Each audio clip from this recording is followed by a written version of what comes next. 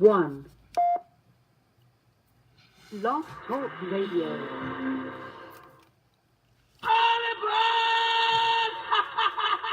Don't touch me. I'll beat your brains out. You believe in miracles? Yes! I mean, you can take a knee and try a 56-yard field goal.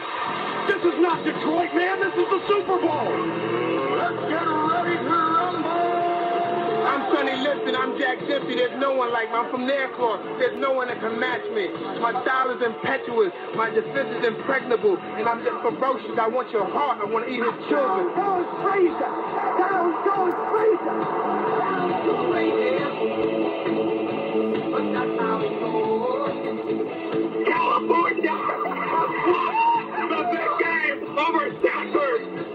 I think that the NFL knows what Randy Moss has done with marijuana, and I think the NFL knows what Randy Moss does with marijuana. Playoffs? Don't talk about playoffs. You kidding me? Playoffs? What's up, brother? I just hope we can win a game. Good morning. And thank you for joining me. Ha! Top of the morning. Those of you already on Facebook Live, the millions obviously listening around the world on Blog Talk Radio, live from Los Angeles.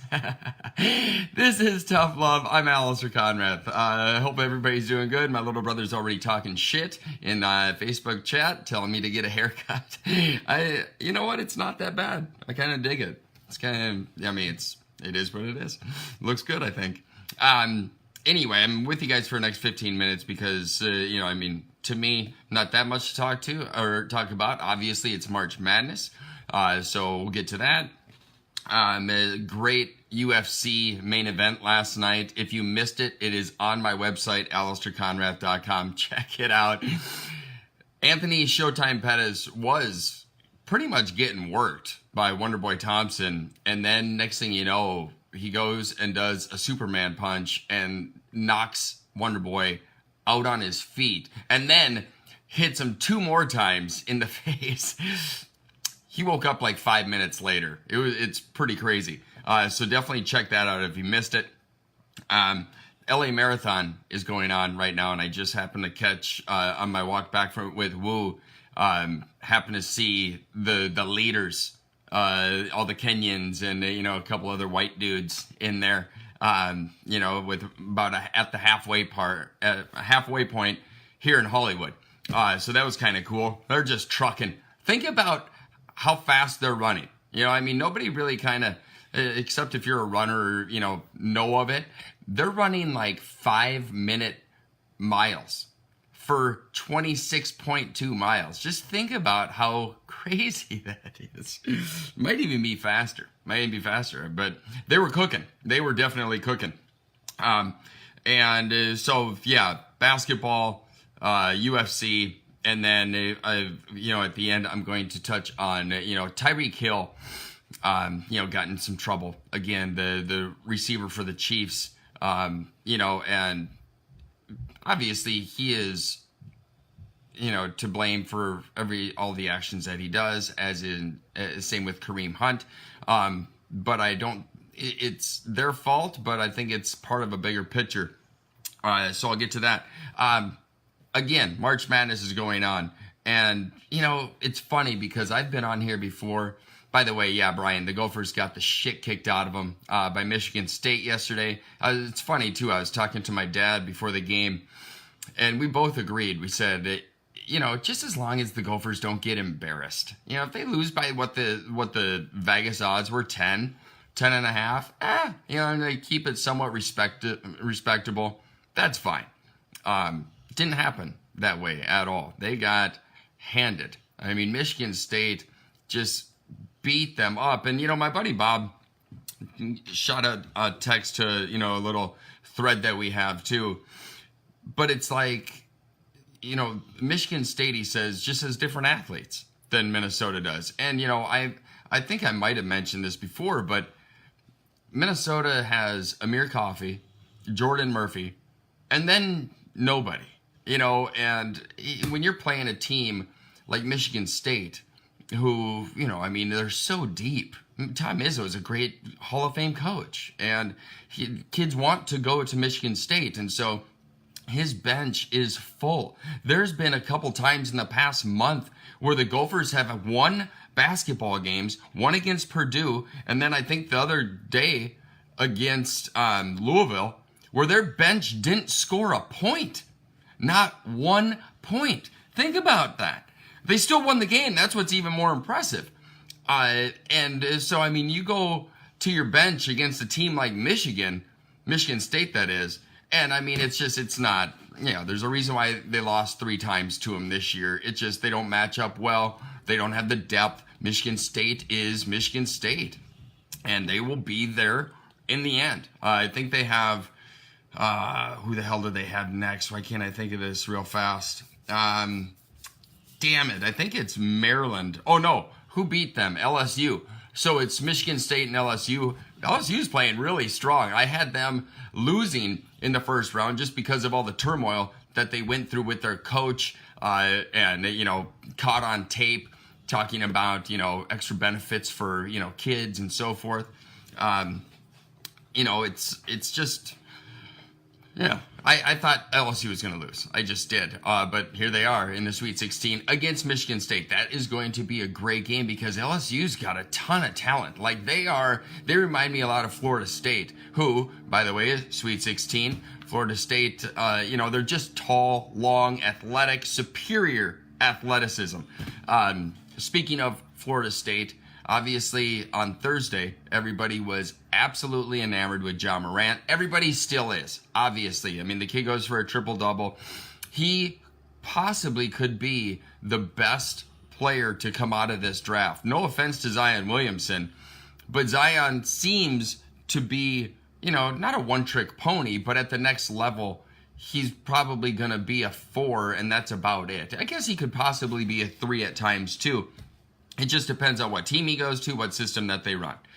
But Ja Morant, from Murray State, that kid is, you can just tell the game is slower to him. It's just like, he's not bored. It's a little bit about, it's fun to watch. It's really fun to watch. And so he might be the guy. He really might be the guy. But they're out because they ran into a buzzsaw in Florida State yesterday. And Florida State, golly, think about this. They play in a division, the ACC with, Duke, North Carolina, Virginia, the top 3 in the final rankings. And then you have Florida State, who, by the way, at one time, after a real bad start to the year, ended up reeling off, I think, 14, 15 straight games, something like that, into the ACC tournament, go to the championship, lose to Duke. Beat Virginia on the way, by the way. So Florida State is no joke. I think they play Gonzaga next, which the Sweet 16 is shaping up to be really, really good. I still think, Allison, good morning, beautiful. The only thing that I, take solace in when it comes to March Madness is the one time I've ever won a bracket, and I picked UConn with Kemba Walker because he was on such a roll himself and, put everybody on his back in, I think it was 2011 when he did that, and took them, through the Big East tournament when the Big East was still awesome. And I said after that, I picked them to win the whole thing just because of how they were playing. And that is how I look at Oregon. Oregon's a 12 seed. If they won, it would be obvious. And then, that would just be huge, a big upset. Or not an upset. It would just, I think Villanova was the lowest seed and the 8th seed to win the whole thing when they beat Georgetown in 85. So Oregon, if they were to win, obviously, as a 12 seed, that would, shatter the number 8 seed type of deal. But I sit there and I look at Oregon. And granted, they lost Manute Bol's kid, Bol, I think is his name, like a 7'3", African dude, who obviously was very good and very talented, one of the top kids in the nation. They lose him, go into a little slump, and now though they've got it back. And their guard, I can't remember who it was, who was talking on the broadcast, but he mentioned that the guard for Oregon reminded him a lot of Steve Nash, who obviously is arguably a Hall of Famer, played with the Suns and so forth. And you watch him, and he's spot on. I mean, this kid makes shit happen. And it's just that whole chemistry deal. Oregon is playing so well. They crushed Wisconsin. And don't get me wrong, Wisconsin as a 5 seed I thought was too high. But it wasn't close. They killed Wisconsin, which I won money on. I lost on Seton Hall, though, those bastards. But Oregon just has that feel that UConn did in 11. And so I would not be surprised if Oregon took the whole goddamn thing. And as a 12 seed, I think that would be insane. Esteban, love you, bud. Esteban, if you get a chance, go to my website, alistairconrad.com. Watch the knockout last night in the UFC. Epic. It was epic. Superman punch. It was just so great.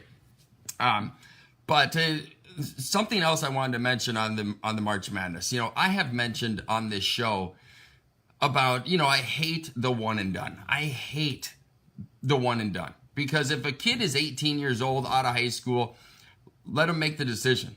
If it doesn't work out, well, it is what it is. And maybe they can go back and, go back to school, so forth. And hopefully they can, redo the whole system where if you hire an agent, you're automatically ineligible to play college basketball again. They need to fix that because mistakes are made.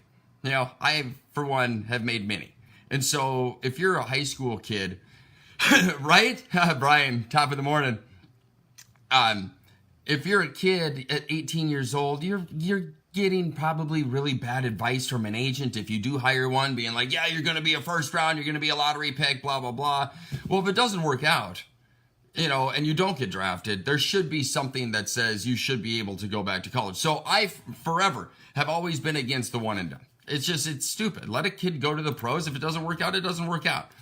I got 2.5 minutes left. It's a short show today. But, so anyway, this is why kids do go to school, though. Forever I've said, don't go, just sit it out, go to Europe, whatever. But this is why top kids in the country, risk the 1 year in school, possibly getting hurt or whatever, because of March Madness. There's nothing like it, especially if you're a kid on Duke or North Carolina or, anybody. It doesn't even matter. You could be on Belmont and still it's just so incredible and fun. And it's just, it's something that I get now. I just get why these kids want to be a part of this. It's so fun to watch. So I got 2 minutes left. I just want to touch on something real quick. Tyreke Hill, wide receiver, Kansas City Chiefs, got into some trouble. Domestic, or no, I think he was hitting a kid. Pretty sure, kind of like an Adrian Peterson type of deal. Not sure if it's in the same disciplinary realm or if he's just hitting a kid.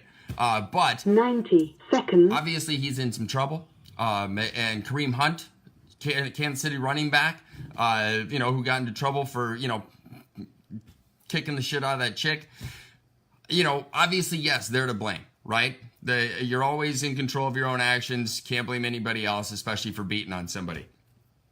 But I will say this, Andy Reid, the coach, and I hate to say it like this, but he's not winning any father of the year awards. Okay, he has unfortunately a kid who killed himself, and the kid before that has been in and out of drug treatment programs forever. I think he's got another kid in the same boat. So what I'm getting at is when it comes to somebody, Andy Reid's a good coach, don't get me wrong, but when it comes to like laying down the law as maybe a disciplinarian, as the head coach of a team, something tells me there weren't curfews in Kansas City on the road, and the scare of doing something wrong on the Chiefs wasn't that bad, and it possibly cultivated more, of a I can do whatever I want type of attitude. Aside from 10 seconds. 10 seconds. Blog Talk. I love you guys. I'm out with you. Facebook, I'll be on for a couple or like a minute or two more. Drive fast, take chances, Blog Talk. See you later. And so, again, it's Kareem Hunt's fault. It's Tyreke Hill's fault. But there's certain coaches on certain teams that you don't see this stuff happening to. As a coach, obviously the main goal is to win, right? But on top of that, you're still cultivating men. You're still in charge of men and trying to teach them how to be a good person and how to be a good man. And obviously beating on women and beating on kids isn't, part of that. And so therefore, Andy Reid, with his parental history, I'm not blaming him. I'm just saying if he was a little bit more stern, possibly, a little bit more of a disciplinarian, and didn't let guys probably get away with whatever the hell they want on the team, this stuff might not happen. Not saying it wouldn't. I'm just saying it might not. Because of Andy Reid's history, this is, that's the thing that I look at. And you never know. You never know. Anyway, have a great, great Sunday fun day. Enjoy your basketball. Iowa, Tennessee just tipped off, which is a great, great game. My show needs to be longer. You know what, bud? I just, my little brother said that. I just say, again, there's not that much to talk about. There is, but, I got shit to do. So anyway, Allison, we'll see each other soon. Seriously, we need to get together. Sport Court, thanks for stopping by. I'll get you on the show next week if you're down. We'll touch base after the show. And on Blog Talk, there's a call in. I'll have you just call in. Anyway, you guys, Brian Heft, everybody else, thank you so much for joining in. Drive fast, take chances, have a great day. Love you.